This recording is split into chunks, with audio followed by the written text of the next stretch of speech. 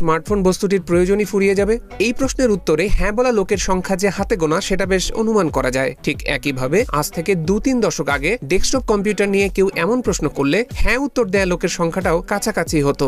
অথচ আজ ডেস্কটপ ছাড়া চলবে না এমনটা হয়তো কেউ বলবে না।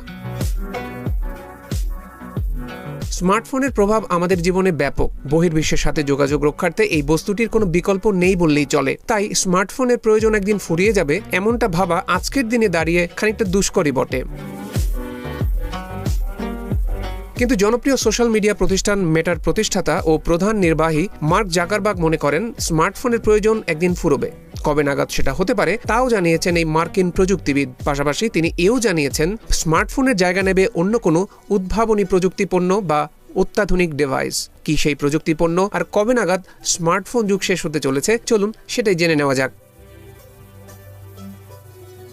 মার্ক জাকারবার্গ মনে করেন একদিন স্মার্টফোনের জায়গা নেবে স্মার্ট গ্লাস। পরবর্তী প্রজন্মের কম্পিউটিং প্ল্যাটফর্ম হতে চলেছে এই স্মার্ট গ্লাস। তবে হঠাৎ করে নয়, বরং পর্যায়ক্রমে কমে আসবে স্মার্টফোনের ব্যবহার এবং বেড়ে যাবে স্মার্ট গ্লাস গ্রহণের প্রবণতা। স্মার্টফোন থেকে স্মার্ট গ্লাস, প্রযুক্তি জগতে বৈপ্লবিক এই পরিবর্তন 2030-এর দশকেই হতে যাচ্ছে বলে মন্তব্য করেছেন মেটার স্বত্বাধিকারী Zuckerberg.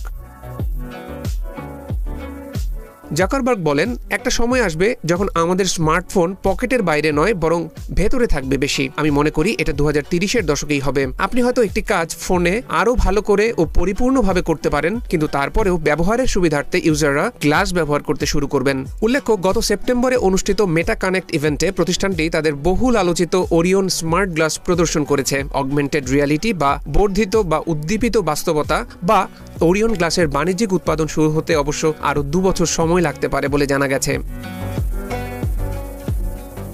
অ্যাপলের air smart glass Vision Pro অবশ্য ইতিমধ্যেই বাজারে এসেছে। এছাড়া চীনের কয়েকটি প্রতিষ্ঠানও স্মার্ট গ্লাস তৈরি নিয়ে কাজ করছে। এখন দেখার বিষয় জাকারবার্গের ভবিষ্যৎবাণী কতটা সত্য প্রমাণিত হয়।